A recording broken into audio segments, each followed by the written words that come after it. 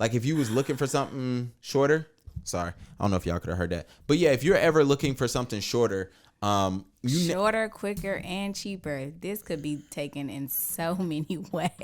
Yeah, you can have Woo. mini sessions. Ow. Some photographers offer them a lot. Let me put it like this. Excuse me. I believe a lot of photographers offer mini sessions. However, you have to find them. I haven't offered a mini session. Strangely enough, I offered a mini session in March, last weekend in March. Nobody signed up. And, Did you promote it though? Yeah, but it was one of those things where it was like, so here's the thing. First of all, let's do this. Their mini sessions, photographers do these things. They do mini sessions wrong. That's why nobody signed up.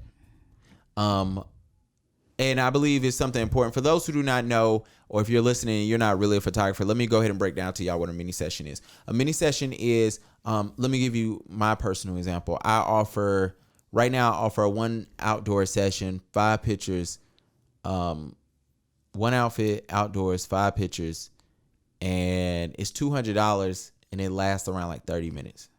Okay. A mini session might be it might be one outfit, 10 minutes or 15 minutes, 2 edits, and it might be $150. Or it might be $100, whatever the case may be. Something like, so that's a mini session. Ideally, you need to know who your mini sessions apply to, right? Mm-hmm. And if you do them, let me tell you when they're effective. I have nothing. B&H, for those who do not know, just restocked the Canon 50 millimeter. And let's say I want that, but I don't want to go into my savings. I don't want to go into my business accounts, but I really want that lens. I might say, yo, let me do a couple of mini sessions this week or this day. Get this quick cash, go buy that. Yeah. It's easy, short work. So it's effective.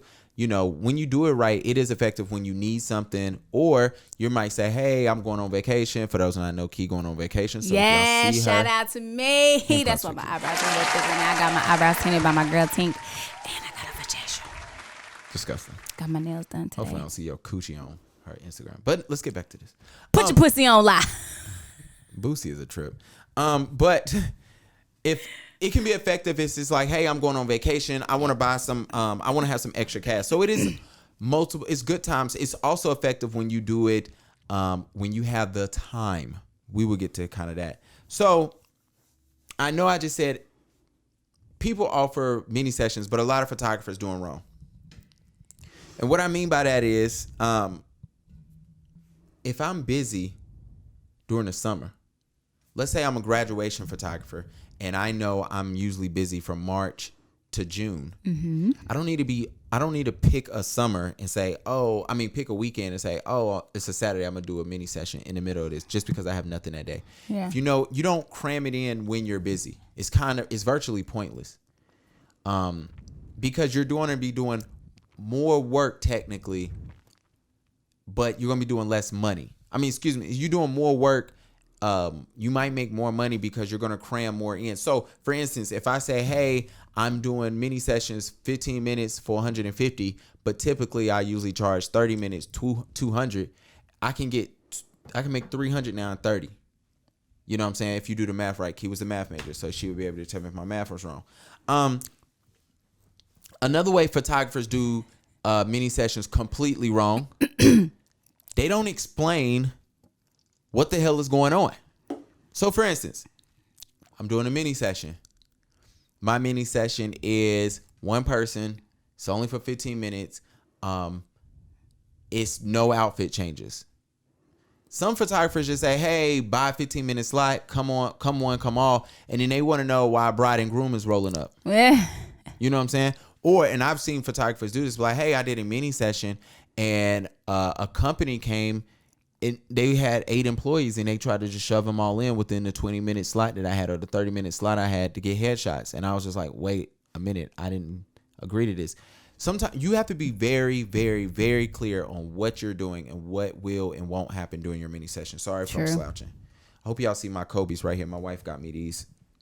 them Johns right there. Oh yeah, I seen that. Can't even talk. I'll get more into that. Let me stay focused.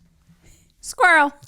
So you have to have limitations on it. You got to know, you have to be clear on your intentions, be clear on what's available, be clear on this is what you can and cannot do during my mini session. Yeah. The other thing is some people always run in a mini session. And I had a guy hit me up about this, about me, because I had this bright idea. I did a mini session one day, and let me tell you how great it is. A typical Saturday, I probably would be making like $600. This is back in the day. Now I probably make just that, but I do less work. But when I'll do a couple of shoots in a day, made me $600, I'll be happy. I did a mini session one time, and I think I made like, that day I probably made like $1,300. Ooh, I need to be a photographer. And it was great. It was beautiful because, pull out my phone. Mind you, once I got started with Key, and when Key was done, you know, I get started with Key, 10 minutes have passed, and I'm looking at Key, and I'm like, all right, you got to go. Then I had somebody else come in. And so you never getting bored because clients are just coming back to back. And then I was planning a break. I had a little lunch break. You know what I'm saying? I was able to regroup. I actually think I ran home, uploaded the pictures, came back, you know, and it was beautiful. Everybody ran showed home? You know I drove. I don't believe in sweating. And so it was great. But so I had this idea. I was like, yo, I should do this every month. And so I planned the next one. And I had a guy who I look and take advice from, who's a great photographer. Shout out to Joseph Bradley. He's in Greensboro. Check him out. Donations. You owe me. Donate. He really don't. He's a great guy. And Joe, I don't know what to call him. When I met him, he was Joseph. And so when I met bro DM'd me. He said, yo, man, do yourself a favor. He said, up the price on your mini session. He said, or stop doing them so often. And I was like, damn, I was thinking about doing this every month. He said, hell no. He said something that actually happened when I tried to plan my third mini session. Mm-hmm. So my second mini session, what happened was, so the first one, I was super busy. The second one, it was spotty. I still made like $700, but it was still spotty. Mind y'all, and I'm going to be completely transparent. I did not do my mini session on a typical busy day for me. I did it on a Sunday when I usually would make $0. So that's the way I looked at it.